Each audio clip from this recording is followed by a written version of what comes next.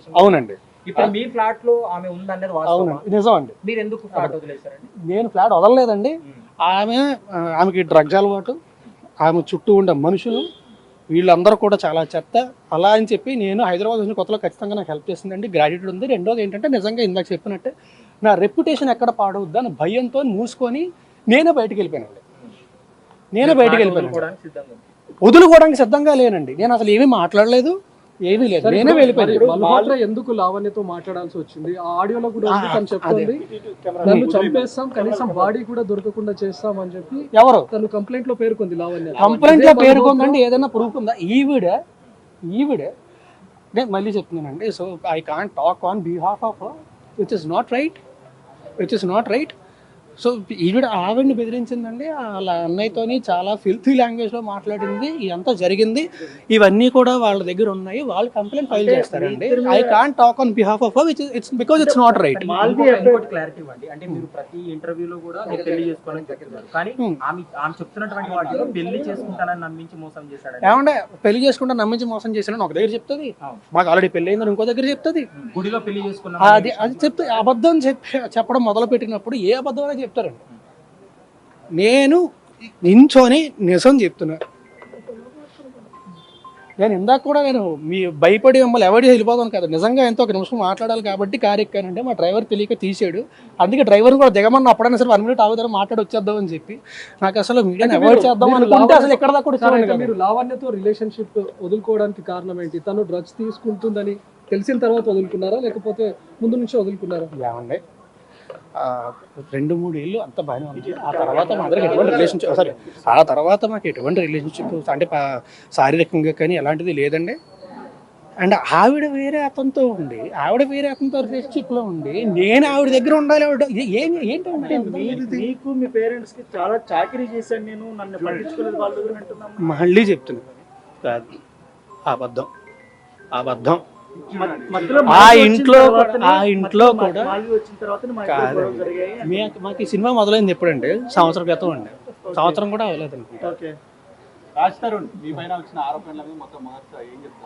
అదే చెప్తున్నానండి. అదే గట్టిగా ఇది భయం వేసిందండి. సార్ లావణ్య ఎలా పరిచయం సార్ మీకు? ఎక్కడ పరిచయం? నాకు హైదరాబాద్ కాదండి, నాకు నిజంగా వైజాగ్లో ఉన్నప్పుడు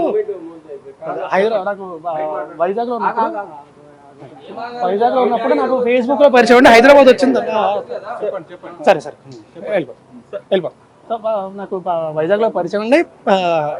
హైదరాబాద్ వచ్చిన తర్వాత ఇనీషియల్ గా నేను ఒక దీనికోసం వచ్చిన సినిమా గురించి వచ్చినప్పుడు హైదరాబాద్ వచ్చినప్పుడు ఇనీషియల్ గా అప్పటి నుంచి పరిచయం అండి. అంటే ముందు నుంచే మీరు పెళ్లి చేసుకుందామనే రిలేషన్ స్టార్ట్ చేశారా, లేకపోతే ఫ్రెండ్షిప్ గా ఉండి అలా ఒకరికొకరు ఇష్టపడి పెళ్లి చేసుకుందామని అనుకున్నారా? లేదండి, రిలేషన్షిప్ అనేది ఉండేదండి. అప్పట్లో ఉండేదండి. 2-3 years అండి. ఆ తర్వాత లేదండి. బట్ నాకు పెళ్లి అనే ఉద్దేశం ఎప్పుడూ లేదండి. అవును, మీరు అడిగే విధానం బట్టి ఎక్కడికి భయం వస్తుంది. ఎందుకంటే మీరు అన్నట్టుగా తనను పెళ్లి చేసుకోవాలి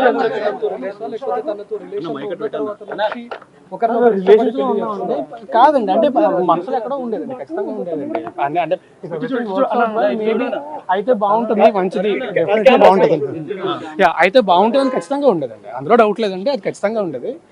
బట్ నేను ఎప్పుడు మాట ఇవ్వడం కానీ ఇప్పుడు పెళ్లి చేసుకొని ఎప్పుడు జరగలేదండి. అసలు నేను ఎప్పుడు మాట ఇవ్వడం కానీ ఎప్పుడు జరగలేదు. నేను ఇప్పుడు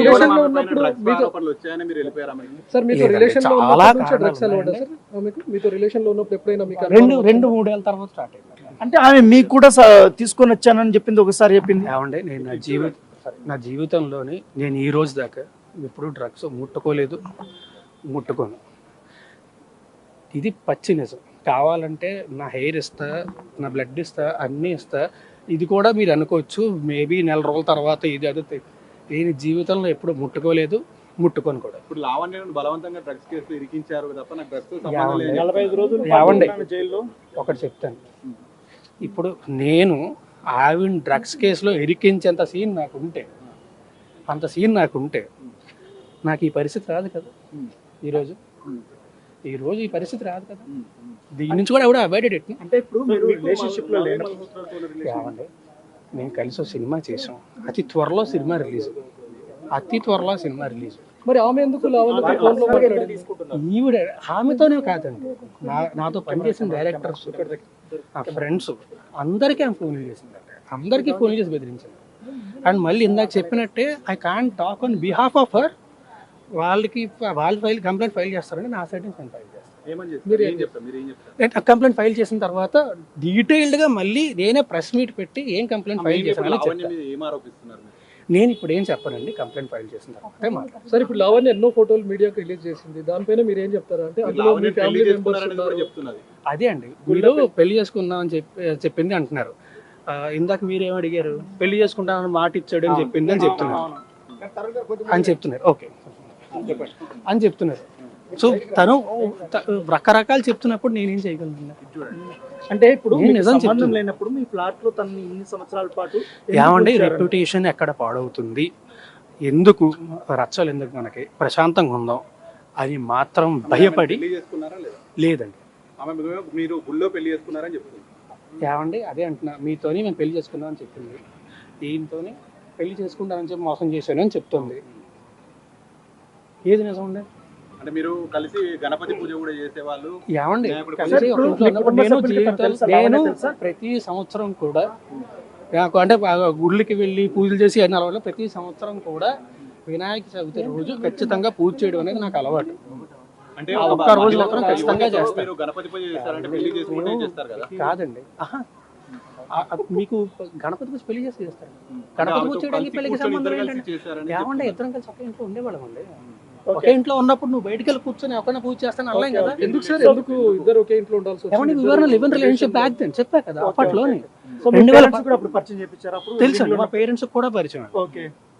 మా పేరెంట్స్ కూడా పరిచయం. ఈ లావణ్య తమ్ముడు మీతో డబ్బులు తీసుకోవడము, డబ్బులు అడగడం మీద మీకు నేను కంప్లైంట్ ఇస్తానండి, మొత్తం స్టేట్మెంట్ అనేది కంప్లైంట్లు అన్ని ఇస్తాను. ఇచ్చిన తర్వాత మొత్తం ప్రొడ్యూస్ గతంలో రేట్ చేసినప్పుడు ఏమైనా సెటిల్మెంట్ కి ఏమైనా పిలిచారా మీరు? సార్, కొద్దిగా ముందుకు లావణ్యకి సెటిల్మెంట్ చేస్తామని ఏం చెప్పారు. ఏం సెటిల్మెంట్ అండి? ఈ విషయం ఒకసారి పోలీస్ స్టేషన్ కి వెళ్తా అన్నప్పుడు ఆమె చెప్పినప్పుడు ఆమె నాతో చెప్పలేదండి. నేను సెటిల్మెంట్కి నేను ఎప్పుడు మాట్లాడలేదండి, ఆమె కూడా నాతో మాట్లాడలేదండి. మాల్వి కూడా అలాగే ఈమె ఆవిడకి ఫోన్ చేసిందండి, ఆమె అది మళ్ళీ సారీ అది కూడా మళ్ళీ చెప్తున్నా, అది ఆమె కంప్లైంట్ ఫైల్ చేస్తుంది. It's not right for me to talk on behalf of. 11 ఏళ్ల రిలేషన్ లో ఏనాడు రాస్తారుని ఇబ్బంది పెట్టని లావణ్య ఈ రోజే ఎందుకు కంప్లైంట్ చేయడానికి వచ్చింది? ఈ రోజే ఏనాడు ఇబ్బంది పెట్టలేదు, ఏనాడు ఇబ్బంది పెట్టలేదు. సరే, ఏనాడు ఫిర్యాదు చేయని లావణ్య 11 ఏళ్ల తర్వాత ఈ రోజు ఎందుకు పోలీసులను ఆశ్రయించాల్సి వచ్చింది? రాస్తారని గురించి ఎన్నో విషయాలు ఎందుకు బయట పెట్టాల్సి వచ్చింది? ఎందుకంటే అండి నాకు తెలిసేయండి, నేను వీని కన్సల్టింగ్ లీగలీ బికాజ్ నా చుట్టుపక్కల ఉన్న వాళ్ళందరినీ ఆమె ఫోన్ చేసి ఇబ్బంది పెడుతుందని చెప్పి నేను లీగల్గా కన్సల్ట్ చేస్తున్నానండి. కన్సల్ట్ చేస్తున్న విషయం తనకు తెలిసి ఉంటుంది, నాకంటే ముందే తను స్టెప్ తీసుకుందాం అని చెప్పి తనకి వెళ్ళారనేటువంటి ఆరోపణ చేస్తుంది.